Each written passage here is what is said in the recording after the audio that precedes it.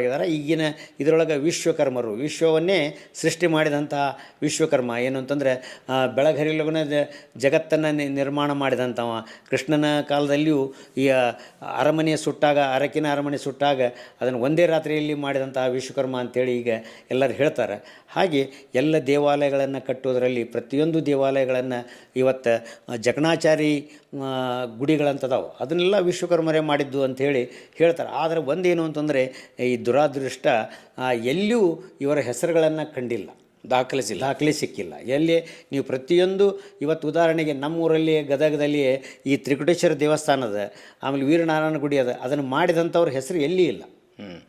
ಹೀಗಾಗಿ ಏನಾಗಿದೆ, ದಾಖಲಾತಿದು ಒಂದು ಕೊರತೆ ಇರೋದರಿಂದ ಇವು ಯಾರು ಮಾಡಿದರು ಅನ್ನೋದು ಇವರು ಡಂಕಣರು ಮತ್ತು ಇವರೆಲ್ಲ ಮಾಡಿದರು ಅಂತಕ್ಕಂಥ ಒಂದು ವಾಡಿಕೆ ಇದೆ. ಆದರೆ ಏನಂತಂದ್ರೆ ಯಾರು ಇವರೇ ನಿಖರವಾಗಿ ಮಾಡಿದಂಥವ್ರು ಅಂತಕ್ಕಂತಹದ್ದು ಎಲ್ಲಿಯೂ ನಮ್ಮವರು ಸಾಕಷ್ಟು ಕಡೆ ಪ್ರಯತ್ನವನ್ನು ಮಾಡಿದ್ದಾರೆ ಅವರು ಈ ದಾಖಲೆಯನ್ನು ಹುಡುಕಬೇಕು ಅಂಥೇಳಿ. ಆದರೆ ಎಲ್ಲಿಯೂ ಯಾರಿಗೂ ಸರಿಯಾದಂಥ ದಾಖಲೆಗಳು ಸಿಕ್ಕಿಲ್ಲ. ಆದರೆ ಅವರು ಭಾಳಷ್ಟು ಶ್ರಮಜೀವಿಗಳು, ಪ್ರತಿಯೊಂದು ಅರಸರ ಜೊತೆಗೆ ಈ ವಿಶ್ವಕರ್ಮರು ಇದ್ದಾಗಲೇ ಅವರೆಲ್ಲ ಸೃಷ್ಟಿ ಆಗ್ತಿತ್ತು.